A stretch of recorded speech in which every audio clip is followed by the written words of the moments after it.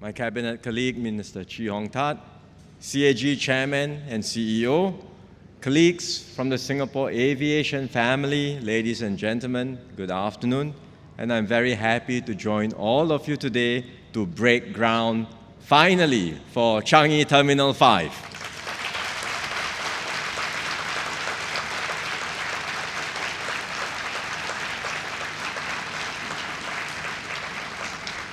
It is a very significant milestone in our aviation journey, and I'm glad that we are doing it in this SG60 year.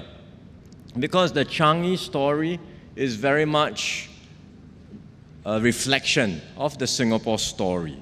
It's a story where we continue to defy the odds, exceed all expectations, and keep on striving to reach greater heights.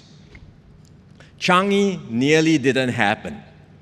We used to operate from Paya Lebar Airport, and in the 70s, when Paya Lebar Airport was straining to accommodate the growing air traffic, consultants came along and they recommended expanding Paya Lebar and building a second runway there.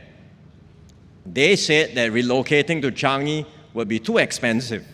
They doubted that there would be enough demand for air travel to justify this move, particularly at a time when the world was still feeling the impact of the 1973 oil crisis.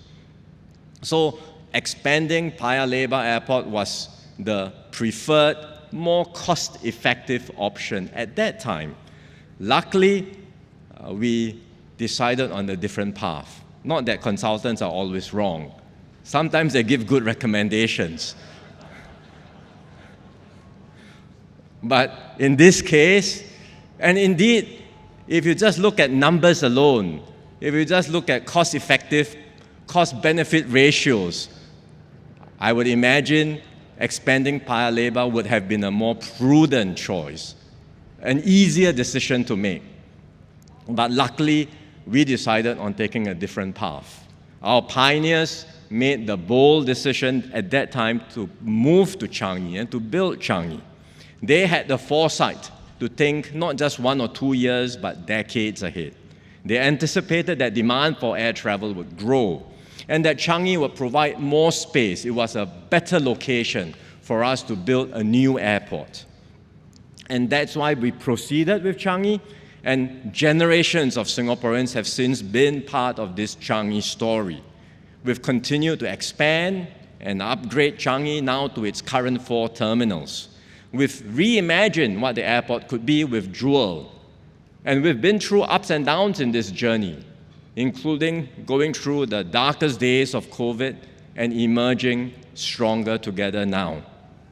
So like Singapore, this improbable nation we have, Changi too has defied the odds to thrive and succeed beyond all expectations. In the process, Changi has also transformed Singapore. It has connected our small island nation to the world and brought the world to Singapore. And this connectivity has powered our growth as an air hub, driving industries like tourism, aerospace, and logistics. The aviation ecosystem now contributes 5% of our GDP and creates and sustains many good jobs for Singaporeans. It has also enabled homegrown brands like CAG, SIA, and SETS to soar globally. Changi has also become a source of pride for all of us in Singapore.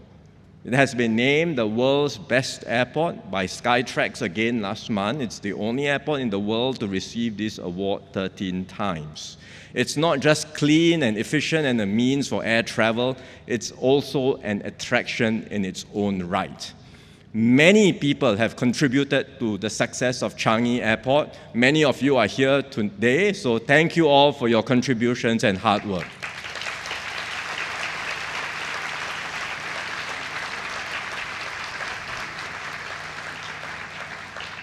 Of course, we can never be complacent about our achievements, and we cannot presume that our success can continue just on its own.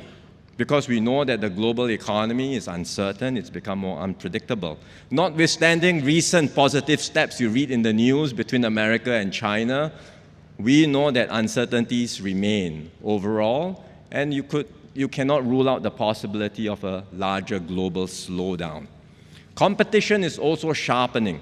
Other countries are investing significantly in modernizing their airport infrastructure and in adjacent infrastructure like airport cities. So Singapore must continue to work hard. We must remain connected to the world, and we must ensure our air hub stays competitive. That's why today we are making another bold move in Changi with this groundbreaking for Terminal 5. T5 has been in the making for quite some time, because we've known that over the longer term, air travel is on a rising trajectory, and the bulk of the growth will take place here in the Asia-Pacific region. And so we announced T5 way back in 2013, and we started planning and preparatory works back then. But we had to pause our plans because of COVID, and we made use of that time, of that downtime, to refresh, to update our plans, to do value engineering, to see how we can do further fine-tuning. And today, we are, as I said just now, finally ready to restart the works. What can you expect in Terminal 5? First and foremost, it will be a mega terminal. In terms of land area, T5 will be as big as all our current terminals combined. So it will expand Changi's current capacity by more than 50% and allow us to serve about 50 million more passengers annually. And we will make good use of this additional capacity. Currently, SIA Group's flights are split across the 3 terminals of Changi Airport, as all of you know. These flights can now be consolidated at T5, reducing transit and transfer time for passengers. So T5 will be the new home for SIA Group. And there will be space for other carriers to grow their fleets at T5 and across Changi. With more flights and hopefully more carriers at Changi, we can grow our network of connections. Now Changi has around 170 city links. The number is growing, and with T5, we will be able to reach our target of reaching more than 200 city links by the mid-2030s.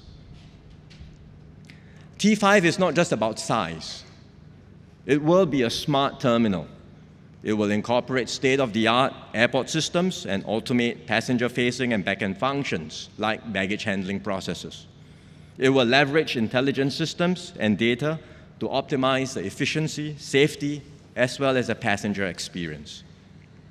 T5 will be a sustainable terminal. We will use smart building management systems with AI-optimized air conditioning, not quite like this room now, which feels rather cold, intelligent lighting, and hybrid cooling systems. We will power it with more clean energy. The team is studying the feasibility of installing a solar system on its roof. And if that happens, it will be the largest rooftop system in Singapore. And of course, T5 will be a connected terminal. It will be connected from one end to another and to the rest of Changi.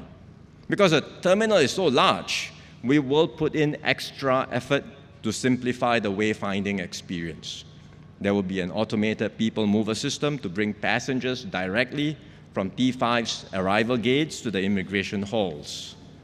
And because Changi Airport itself will double in land size, we will make sure T5 remains connected to the other terminals via this automated people mover system. And this will provide a more seamless connection experience across all the terminals in Changi and allow Changi to operate as a more integrated airport. T5 will also be better connected to the rest of Singapore. There will be a dedicated ground transportation center to bring together all the transfer options for passengers, be it by car, taxi, MRT, or bus. The Thomson East Coast Line will be extended to bring passengers directly from T5 to the city center and vice versa. We are also working to extend the Cross-Island Line to connect T5 to new hubs in Singapore, like the Jurong Lake District, as well as the Punggol Digital District. And there will be new possibilities for travel beyond Singapore, because through the Thomson East Coastline, we can connect T5 to the upcoming JB Singapore Rapid Transit System, or the RTS Link Terminal at Woodlands North. And because T5 will be closer to the Tanah Merah Ferry Terminal, we can also explore seamless air-sea transfers to destinations in neighboring countries. Beyond the airport itself, T5 is also part of the wider Changi East development. And there are two major areas here in this Changi East development. The first is Changi East Industrial Zone. This will increase Singapore's air cargo handling capacity significantly, and it will strengthen our attractiveness as an integrated logistics hub and reinforce our status as a competitive and vibrant air hub. The second is Changi East Urban District. This is a new lifestyle and business hub located right at the doorstep of T5. Concept planning for this is underway, and we are studying how to create new spaces for international visitors and Singaporeans to connect, work, and play. T5 will be a multi-year project spanning multiple terms of government, and it will bring many more opportunities for Singaporeans. The construction itself of T5 is a significant, complex engineering project, and our local businesses will have the opportunity to participate in this process. Some already are involved in some of the ongoing works. And when T5 is operational, there will be more demand for services and workers, both in the airport as well as in other industries which will grow together with it. This will provide more jobs for Singaporeans, requiring skill sets in new areas like data science, robotics, and sustainability. We are making this bold move to keep Changi ahead, because like our forefathers who chose to build Changi, we dare to dream big and aim high today. Because we are planning for the longer term, and because we have built up the resources we need to invest in this project and to turn our plans into reality. Most of all, we have confidence in making this bold move because of our people. Because we have a capable, dedicated, and resilient aviation community, all of you here today, working together as one aviation family. You are always striving to do better, to excel, and to make Singapore a vibrant air hub.